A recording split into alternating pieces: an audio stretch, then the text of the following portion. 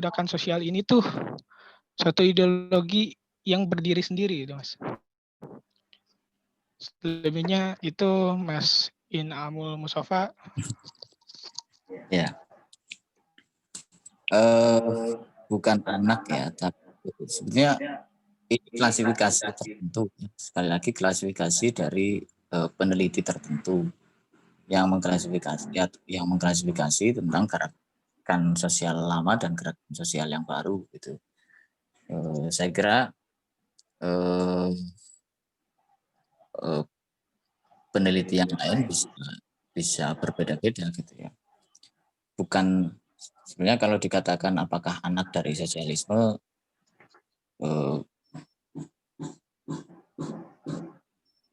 bukan ya tampaknya, tapi karena begini, karena kecenderungannya yang gerakan yang muncul tahun 60-an itu adalah apa namanya, ketidakpercayaan terhadap gerakan sosial lama, gitu. Stalin ya, yang ya cukup banyak mengejar, sehingga ya banyak korbannya itu, tapi dan itu akhirnya menjadi apa namanya, menjadi muncul gerakan sosial yang baru. Tapi ini sekali lagi adalah versi Rajan Rasing ya. Nah, di dalam gerakan sosial yang baru itu tidak seluruhnya apa namanya, gerakan liberal juga, gitu. Ada juga yang kiri juga ada, misalkan gerakan feminis yang dipelopori oleh Evelyn Reed dan sebagainya itu. Nah, tidak bisa sepenuhnya dikatakan sebagai anak, tetapi embrio-embrio yang juga mengkritik gerakan komunis yang apa namanya, yang belakangan ya, yang zamannya Stalin itu kemudian terlibat juga di dalam gerakan sosial baru, gerakan left, gerakan kiri baru. Detiknya.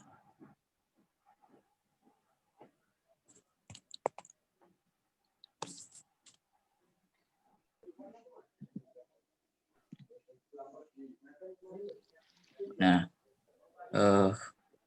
ideologinya apa ya, saya kira ya macam-macam gitu. Saya kira macam-macam.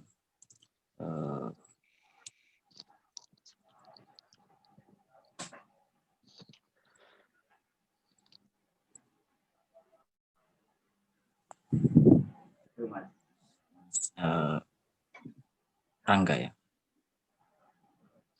Izin menanggapi sama pertanyaan. Enggarda. Baik, Mas. Sudah cukup. Oke, mungkin dari teman-teman yang lain, monggo.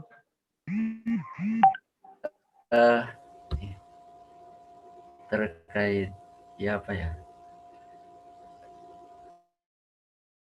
Emang dalam prosesnya bahas ideologi itu samar-samar gitu kan. Kayak bahas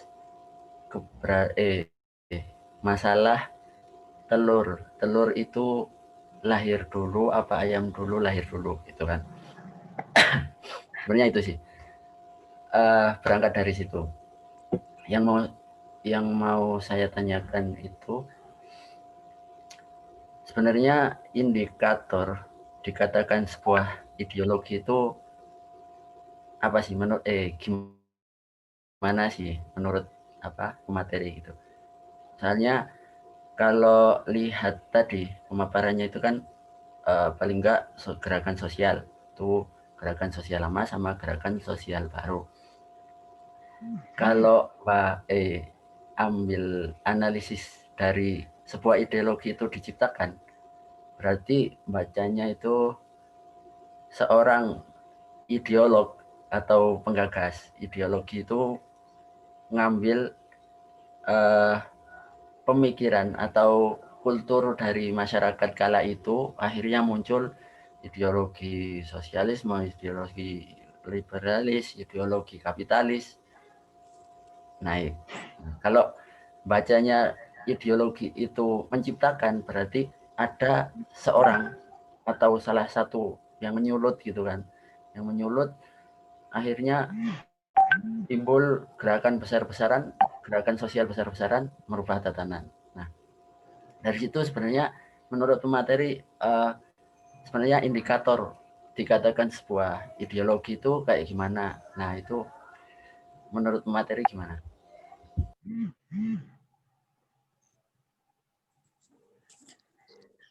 Tentu ada apa namanya, tergantung pemanaannya dulu ya, tadi dari 3 makna tadi tentang ideologi gitu. Tetapi ya tiga makna tadi tentang ideologi itu ada yang peoratif, ada yang netral itu,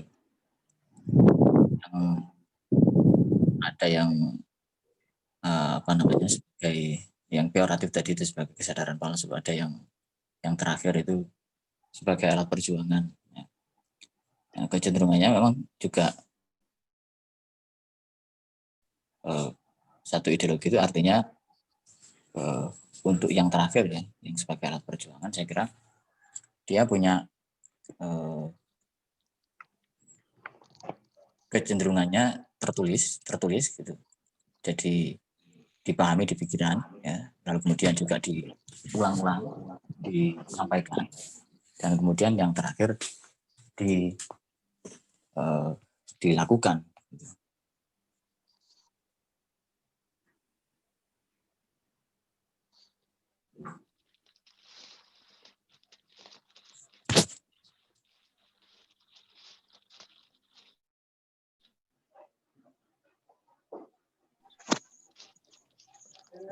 Oke, bagaimana Mas penanya tadi?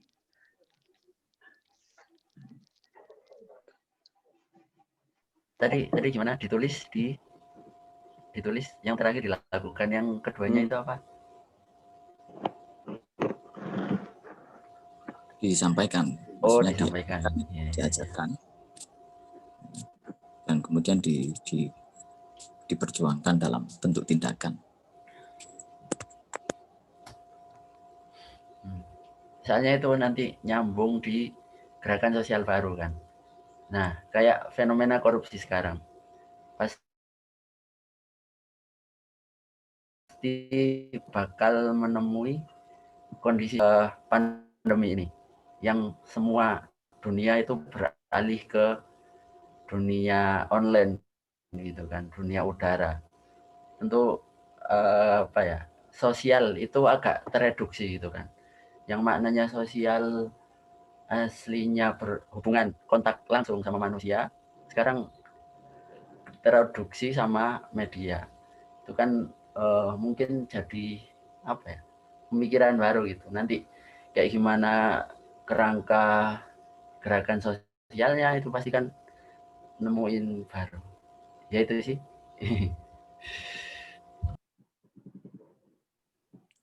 Iya, pertanyaannya gimana ini? Enggak, tadi cuma menanggapi gitu. Oke.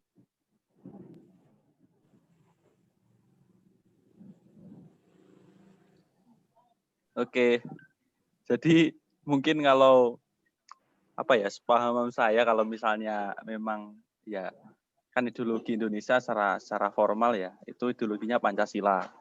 Kalau di dalam Pancasila itu kan ada yang namanya ya nilai-nilai ideal ya. Nilai-nilai ideal itu ada di kelima sila itu. Kemudian nilai-nilai instrumental. Nah, ini sekalian kita sharing ya. Nilai instrumental itu lebih ke apa ya, penyampaian, masih ke nilai-nilai yang sifatnya ideal tetapi lebih dijabarkan lagi. Misalnya ya nilai-nilai apa, kebaikan, berbuat baik kepada orang, itu namanya nilai-nilai instrumental. Atau beribadah lebih ke ranah-ranah praksis tapi masih lebih ke apa namanya, ranah ideal. Kemudian ada nilai praksis ya kalau di dalam Pancasila, yaitu lebih ke prakteknya. Jadi seperti itu. Kalau menurut sedikit dari sharing kita siang hari ini ya. Ya mungkin dari teman-teman yang lain mungkin ada yang ingin didiskusikan lagi. Monggo, kita bebas di sini. Mungkin dari tadi Masnya ini ngomong apa, misalnya kok pembicaraannya terlalu berat Mas, ya monggo silahkan. Atau mungkin kita bisa fokus ke nilai-nilai yang lebih sifatnya ideologi anti korupsi Mas. Nah, itu monggo silahkan. Kami terbuka teman-teman.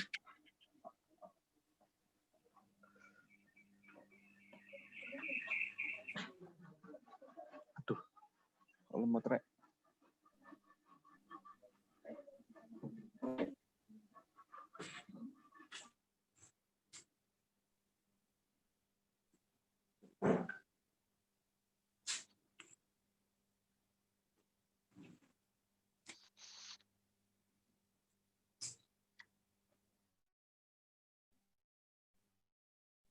Ya, silakan. Ini Mas.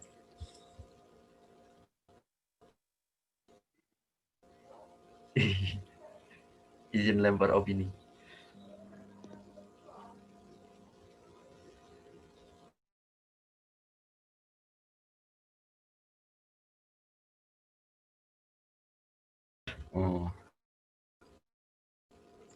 Terkait gerakan sosial baru. Yaitu secara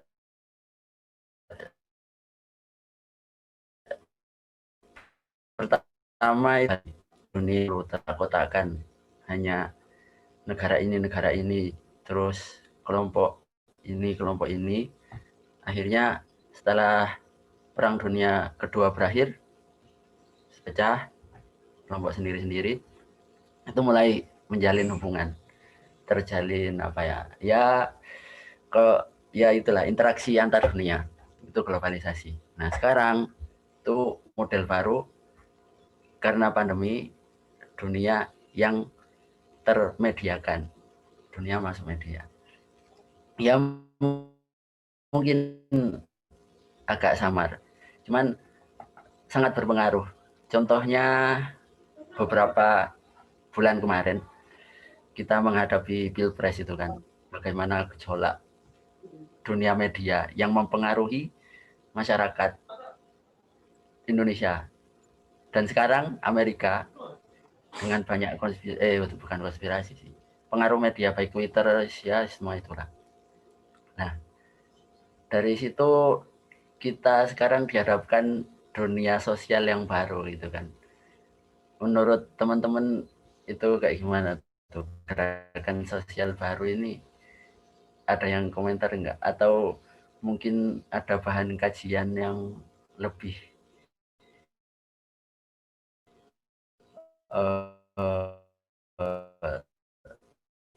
akademis atau apa gitu?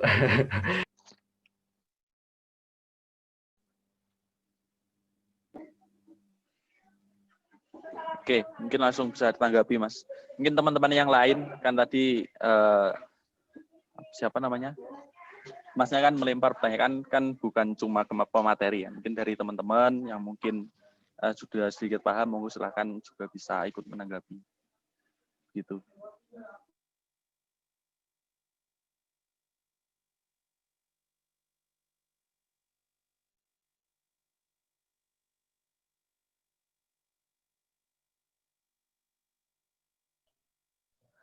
Saya coba menyampaikan beberapa, mungkin Bapak ikut nimbrung kali ya. Ini suara saya kayaknya putus-putus juga deh. Soalnya di internet di rumah kayaknya juga kurang stabil.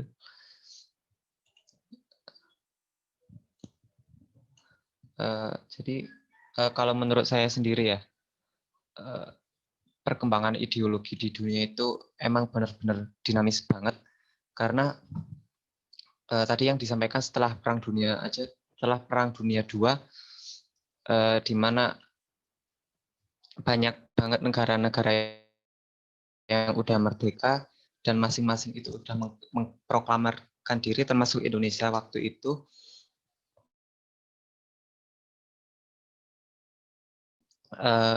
berbagai bentuk ideologi itu. Kalau di Indonesia kan waktu itu Pancasila ya, kalau di negara-negara lain itu ya sesuai dengan versinya masing-masing. Nah, kalau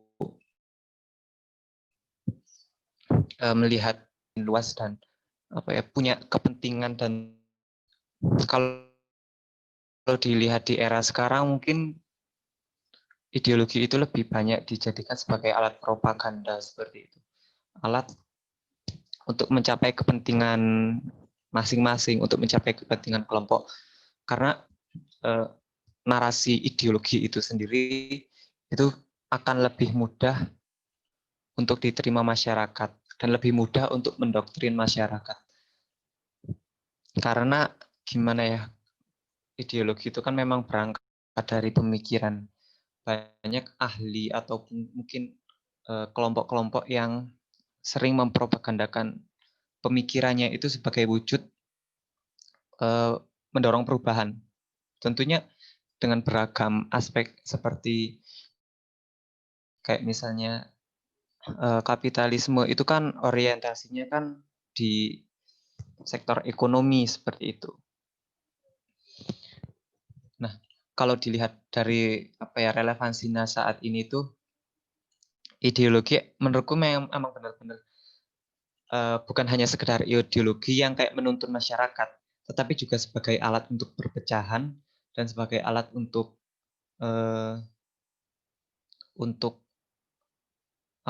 alat untuk perpecahan dan mendapatkan suatu tujuan seperti itu. Saat ini kan mungkin gejolak dunia karena itu ya, perang dagang Amerika Serikat dengan Tiongkok seperti itu.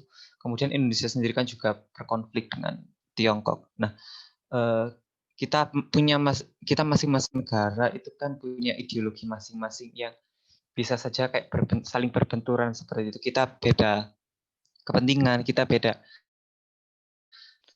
memperkokoh ideologi masing-masing seperti itu. Indonesia dengan Pancasila harus gimana sih caranya dengan keberagaman, tapi juga wilayahnya itu, kedaulatan wilayahnya itu juga dapat terjaga seperti itu. Sama halnya dengan Cina yang ingin Tiongkok yang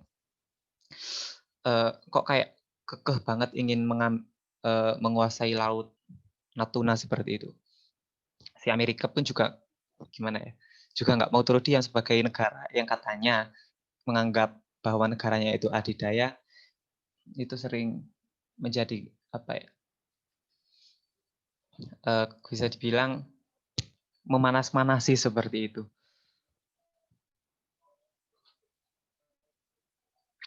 Jadi kalau dilihat dari saat ini ideologi yang benar-benar dinamis itu saya rasa udah kayak mulai bergeser ke tujuan masing-masing seperti itu sih. Itu kalau dari aku. Terima kasih.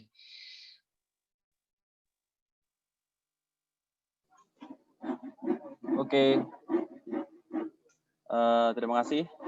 Mungkin Mas Inam bisa langsung menanggapi aja, Mas. Kira benar tadi sempat menyinggung soal ya ideologi di masa sekarang ini ya. Ketika perang dagang antara Cina dengan Amerika dan lain sebagainya. Kira-kira keterkaitannya misalnya dengan gerakan-gerakan sosial, misalnya di gerakan sosial di dunia fenomena di dunia ketiga, misalnya di Indonesia, di dunia di negara-negara yang masih ya lumayan tertinggal lah, itu seperti apa gitu, Mas?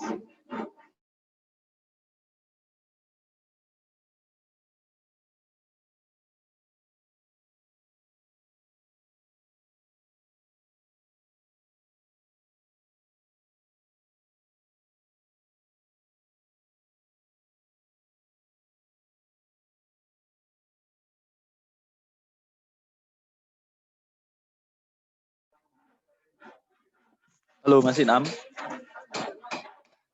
Cek.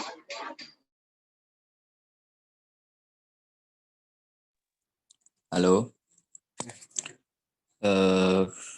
Saya sebetulnya tidak melihat ya dua apa namanya tadi itu sebagai ideologi, tapi itu adalah propaganda yang biasanya juga dibangun dengan sentimen rasisme ya.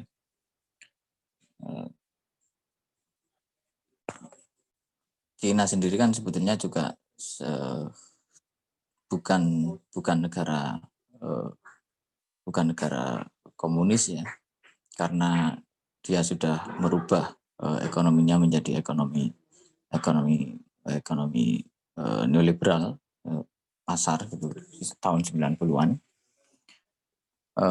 Yang di Indonesia pun juga sebetulnya juga yang kita lihat di media itu propaganda itu digunakan sebagai alat gitu. Jadi bukan ideologi, tapi apa namanya stempel untuk melakukan menjatuhkan lawan politik tertentu gitu.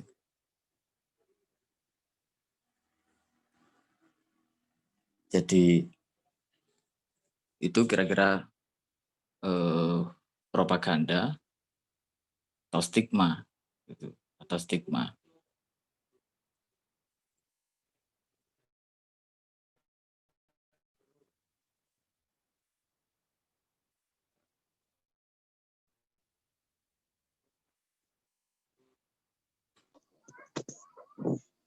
bukan ideologi yang kita lihat itu.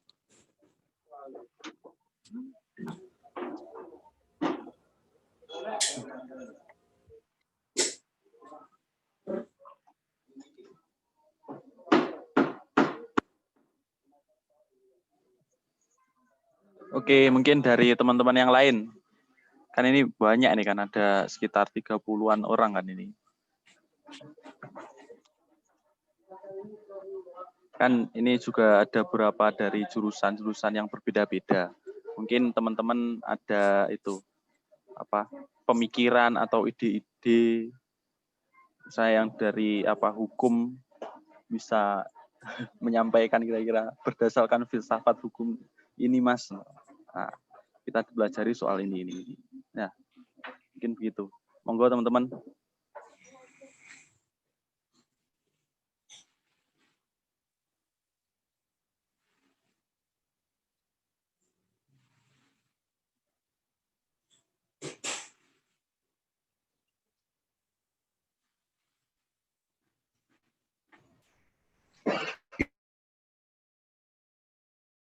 Izin beropini, Bang.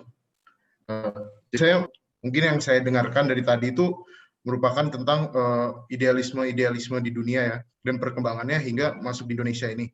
Dan sekarangnya bagaimana sih konstitusi di Indonesia ini melindungi idealisme tersebut yang hidup di dalam masyarakat. Dan mungkin faktanya ya, kita bisa lihat sendiri yang gerakan sosial baru ini ya mungkin dalam hal gender gitu, LGBT mulai tumbuh di kalangan masyarakat. Mungkin di media sosial kemarin seperti tersebar gerakan bahwa harus menerima LGBT gitu. Gimana ada pun banner yang menyatakan bahwa Komnas Perempuan harus mengakui laki-laki yang menyatakan dirinya sebagai perempuan sebagai pilihannya dia sendiri gitu loh. Nah, di sini bagaimana sih konstitusi menyikapi hal tersebut gitu. Walaupun LGBT ini mungkin satu doang ya, mungkin ada hal lingkungan lagi. Di sini hukum ini diharapkan dapat menjadi progresif di masyarakat ya, di mana hukum untuk manusia, bukan manusia untuk hukum gitu.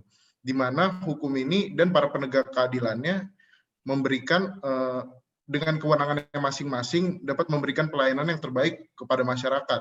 Sehingga mungkin di dalam konstitusi Indonesia, dalam penyebaran idealisme ini, contohnya dalam UU ITE, seperti kita ketahui sendiri, bahwa itu merupakan pasal karet gitu, di mana kebebasan berpendapat ini dapat diartikan mungkin sebagai ujaran kebencian dan hal yang tidak mengenakan lainnya lah. Misalkan saya menyebarkan idealisme saya ini tentang LGBT nih. Nanti kalangan tertentu tiba-tiba menuntut saya bahwa akun ini telah menyebarkan ini sebagai ujaran kebencian atau hoax-hoax tertentu gitulah. Di sini sebenarnya tantangan juga bagi para penegak hukum dan pemerintah untuk menyusun dari undang-undangnya sendiri dan peraturan pelaksananya.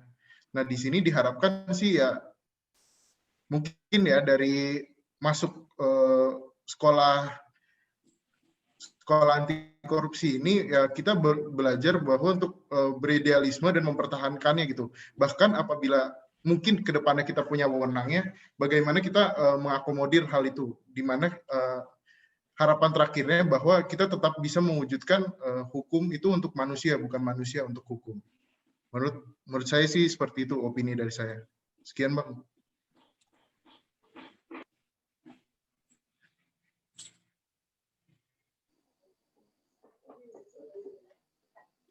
Oke, mungkin Mas Inam ada tanggapan, Mas?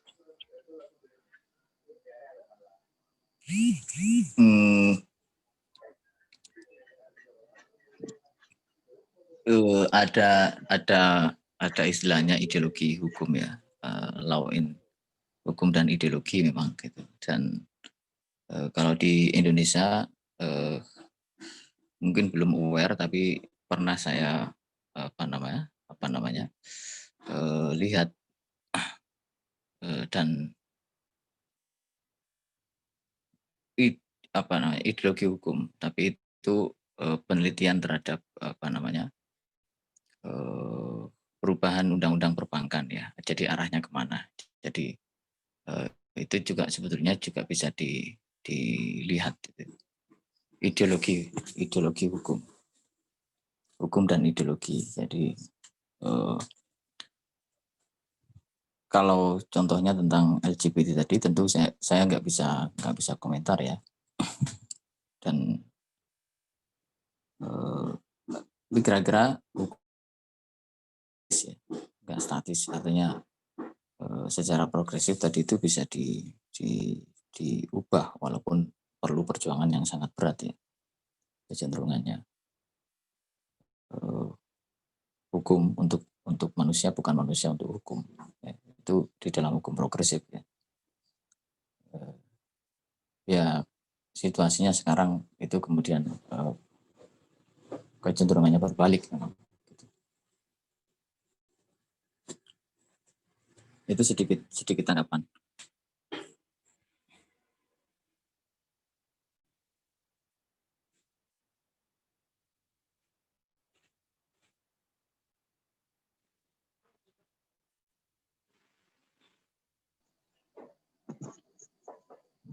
Oke, bagaimana teman-teman? Apakah ada tanggapan lagi?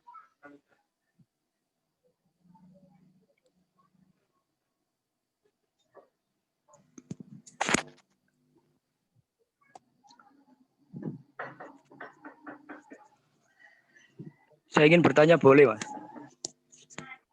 Ya, monggo, silakan. Saya ingin bertanya kepada pemateri sekaligus dari pihak MCW-nya juga. Kenapa sih reformasi ini bisa dibaca? Dan sebenarnya salah satu tuntutannya juga kan memberantas KKN pada saat itu yang marak sebelum reformasi atau Orde Baru. Nah, kenapa korupsi sampai setelah reformasi ini tetap marak, dan gerakan-gerakan sosial seperti apa serta apa yang melandasi tinjauan ideologis gerakan sosial di MCW sendiri untuk memberantas korupsi tersebut. Dan juga saya ingin bertanya kepada materi, sebenarnya gerakan sosial dan tinjauan ideologis seperti apa yang paling relevan untuk memberantas korupsi sehingga reformasi ini nggak dikorupsi kayak gini. Terima kasih.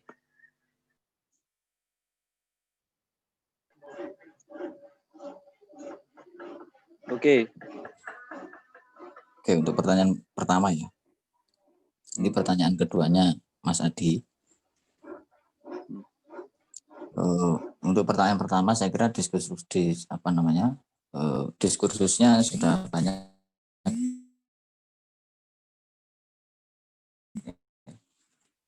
bahwa reformasi sendiri itu sebetulnya kalau di dalam buku Jeffrey Winters kan tentang oligarki itu faktornya kan satu karena ada pengumpat di Thailand lalu kemudian berdampak ke Indonesia. Tapi krisis ekonomi saja itu tidak cukup untuk meruntuhkan satu rezim. Butuh sesuatu yang lain, butuh gerakan. Maka di situ ada gerakan mahasiswa, student movement gitu.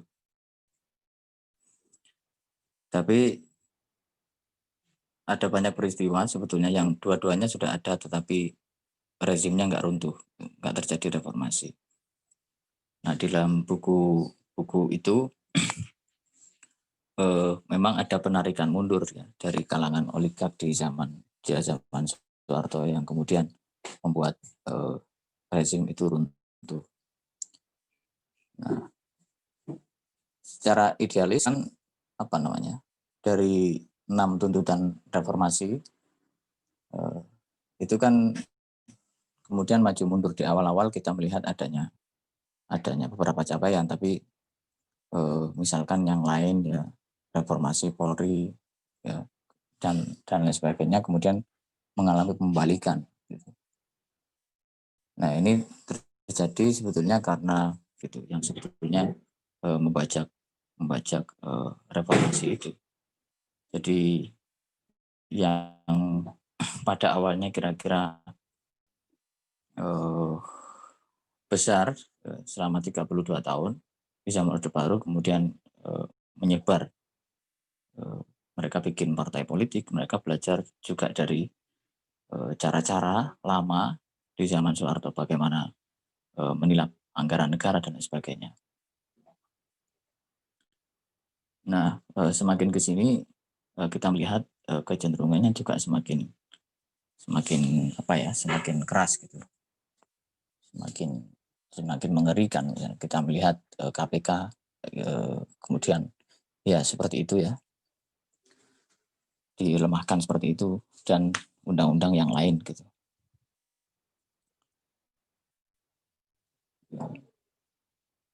Itu.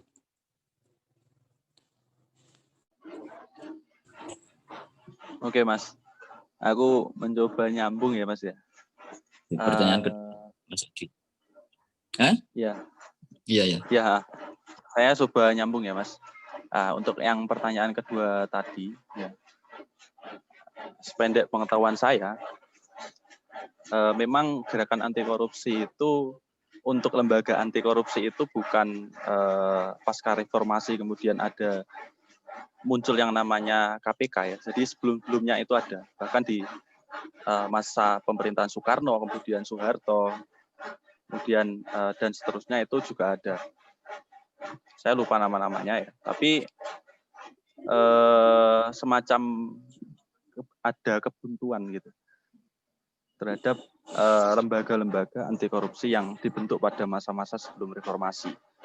Nah, mungkin lembaga korupsi semacam KPK yang dibentuk pasca reformasi itu merupakan sebuah tuntutan reformasi ya yang didesak oleh para mahasiswa atau kelompok-kelompok yang menuntut adanya reformasi itu untuk membentuk suatu lembaga yang sifatnya itu independen. Jadi beberapa lembaga-lembaga, misalnya semisal Komnas HAM dan Komisi Pemberantasan Korupsi, kemudian ada Komnas Perempuan, kemudian ada lembaga-lembaga yang lain, itu merupakan salah satu ya semacam penanda begitu bahwa Indonesia pasca reformasi itu perlu untuk membentuk suatu dinamika atau suatu situasi kondisi politik yang baru gitu. Nah, meskipun pada faktanya saat ini KPK dilemahkan begitu ya. Nah, untuk MCW sendiri pada awalnya ya bisa saya bilang sekelompok pemuda atau sekelompok mahasiswa pada awal-awalnya pada sekitar tahun 90-an ya, yang akhirnya apa ya, semacam mereka menilai situasi kondisi politik pada saat itu yang masih kacau balau begitu. Lalu kemudian mereka mencoba membuat suatu kelompok belajar atau kelompok studi. Nah, pada akhirnya tercetuslah yang namanya Malang Corruption Watch sejak sekitar tahun 1999 itu. Nah, MCW sendiri kan bergerak di isu-isu anti korupsi yang ranahnya itu lokal ya. Jadi isu-isu yang ada di lingkup Malang Raya, Kota Batu, Kabupaten Malang, dan Kota Malang, mungkin MCW sedikit concern untuk isu-isu anti korupsi di sana. Nah, pada perkembangannya, MCW bukan hanya fokus ke isu anti korupsi saja, tetapi juga ikut serta di dalam, misalnya dalam forum-forum membuat forum-forum warga ya, lebih ke pendidikan publik atau pendidikan politik kepada warga. Jadi seperti kemarin yang saya bilang, misalnya teman-teman pas proses wawancara kemarin, jadi di MCW ini bukan murni untuk semata-mata kita hanya melakukan investigasi berkaitan dengan kasus-kasus korupsi, tetapi MCW juga melakukan pendidikan politik kepada warga. Nah, mungkin kalau kita kaitkan dengan yang kita bahas hari ini berkaitan dengan ideologi gerakan anti korupsi, nah MCW meyakini bahwa sesuai dengan visi misi yang ada di MCW ya. Jadi membentuk suatu tata nilai yang itu bisa menjadi acuan gitu atau menjadi penanda bagi pola pikir kita itu penting. Makanya MCW melakukan pendidikan politik kepada warga. Nah, akhirnya semangat itu yang juga terbangun sampai sekarang. Misalnya MCW juga ikut aktif dalam melakukan misalnya hearing ke pemerintah ya, ke pemerintah. Nah, di situ kita juga melibatkan misalnya warga dampingan MCW yang kemudian di sana secara kapasitas itu mumpuni dan mampu kita ajak untuk menyampaikan aspirasi politik kepada pemerintah yang ada di ranah lokal, khususnya di Malang Raya. Jadi seperti itu. Jadi acuannya untuk di MCW sendiri kita mengacu pada ya visi misi MCW, kemudian kita lebih ke ranah detail itu kita membuat suatu program strategis misalnya jangka 3 tahunan atau 1 tahunan. Jadi mungkin seperti itu Mas tanggapan dari saya, sependek pengetahuan saya seperti itu. Mungkin ada tanggapan dari teman-teman karena sekarang sudah menunjukkan pukul 2. Mungkin ada tanggapan lagi. Tanggapan terakhir mungkin. Monggo, silakan teman-teman. Saya ingin bertanya lagi ya, coba. Tadi diterangin bahwa ideologi salah satunya sebagai alat perjuangan. Saya ingin bertanya kepada pemateri, ideologi seperti apa yang akan melandasi gerakan sosial dalam konteks perjuangan anti korupsi yang paling relevan? Dan mungkin seperti itu. Terima kasih. Oke, monggo Mas Inam.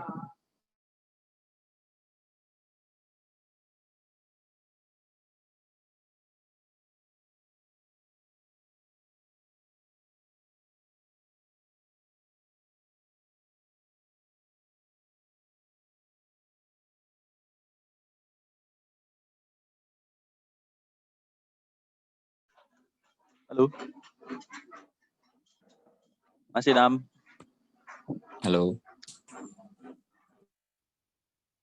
Ideologi seperti apa yang seharusnya menjadi landasan gerakan sosial anti korupsi. Ya, saya kira semua ideologi yang punya nilai-nilai etik,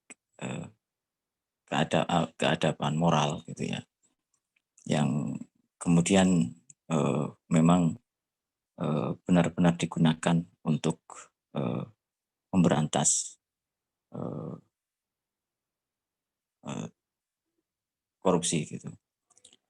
Nah, saya kira kalau ideologi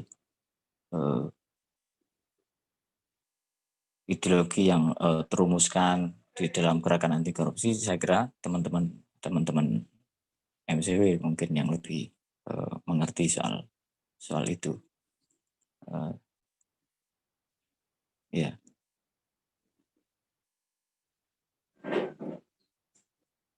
Nanti ada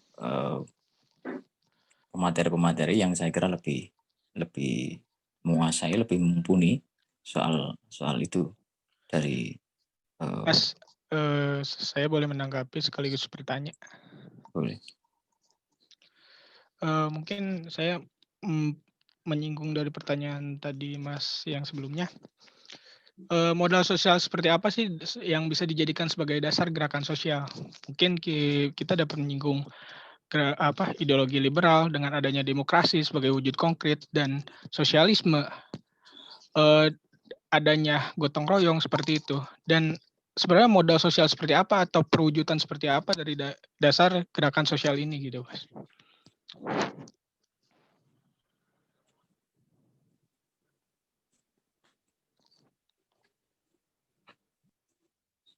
Modal sosialnya saya kira cukup banyak ya. Misalkan MCW pengalaman selama 20 tahun gitu, lalu kemudian juga bisa belajar dari gerakan-gerakan anti korupsi sebelum reformasi yang saya kira Mas Adi tadi sudah menjelaskan gitu. Dan juga situasi sekarang yang saya kira mungkin aktivitas itu lebih banyak terspesifikasi gitu, dan gerakan anti korupsi ini juga bisa menjadi ladang persemaian gitu, moralitas yang tidak hanya kaku dalam aspek-aspek yang mainstream gitu ya, tapi yang non mainstream di masyarakat gitu. Jadi gerakan untuk mengingatkan ya tentang situasi yang keliru gitu, tentang perbuatan yang tidak benar ya, apalagi sampai tindakan konkret advokasi gitu. Ini kan jarang gitu ya di masyarakat gitu. Nah, saya kira itu modal sosial yang ada. Dan saya kira banyak kan teman-teman juga mungkin juga lebih, Mas Adi juga mungkin lebih punya jawaban soal itu.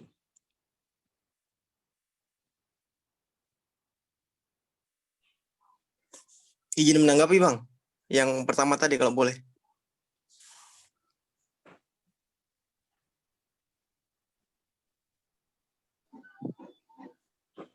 Ya, monggo langsung saja.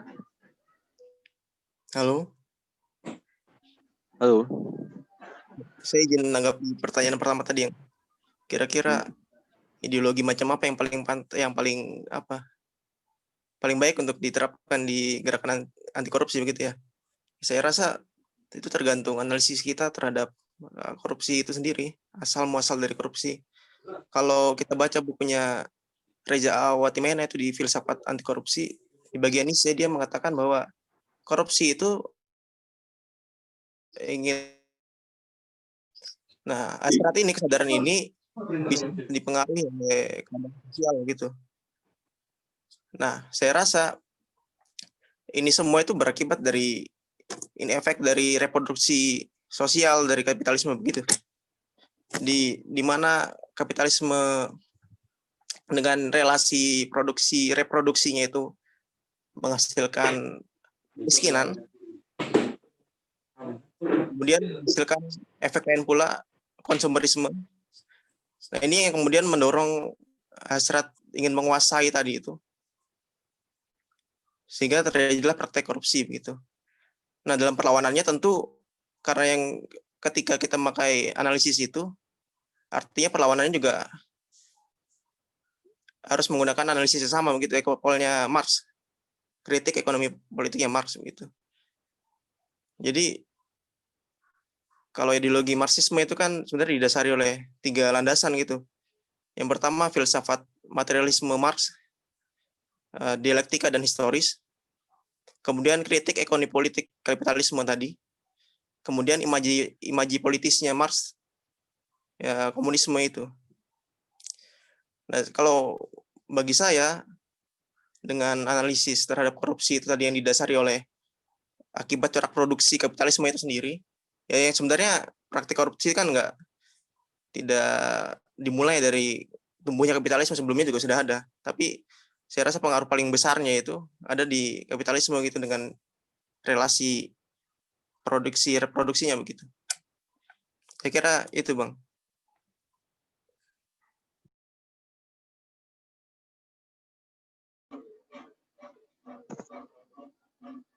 Oke. Gimana ya kalau suruh memilih kira-kira ideologi apa? Kalau saya nggak berhak untuk menjawabnya, tapi kira-kira saya bisa memberikan pandangan. Kalau di gerakan sosial memang ada beberapa metode yang bisa kita pilih. Makanya kemarin pas screening itu kan kira-kira teman-teman tahu nggak gerakan sosial itu apa? Nah, kalau MCW sendiri lebih ke gerakan sosialnya metode-metode yang lebih ke critical ya, critical engagement. Ada beberapa pilihan kan itu di gerakan sosial. Lebih ke arah sana. Jadi kita tetap ada jarak di antara misal ketika kita misalnya pergi ke pemerintahan, kita tetap memandang bahwa mereka itu ya objek pantau gitu. Kemudian MCW yang memantau, mereka adalah objek pantau. Nah, pola-pola yang lebih sifatnya critical engagement tersebut yang MCW gunakan untuk saat ini. Jadi seperti itu teman-teman. Nah, untuk lebih spesifiknya nanti akan kita bahas di materi-materi yang selanjutnya saja ya untuk soal itu. Nah, mungkin kita tutup dulu untuk sesi yang pertama ini teman-teman. Mungkin nanti sekitar pukul 3 kita siap-siap untuk join lagi untuk materi yang selanjutnya ya. Nanti berkaitan dengan MCW dan kerelawanan. Kita bahas lebih tuntas di sana. Nah, mungkin itu dulu. Silakan untuk istirahat dulu, teman-teman. Oke, terima kasih. Mungkin dari Mas Inam ada penutup, Mas.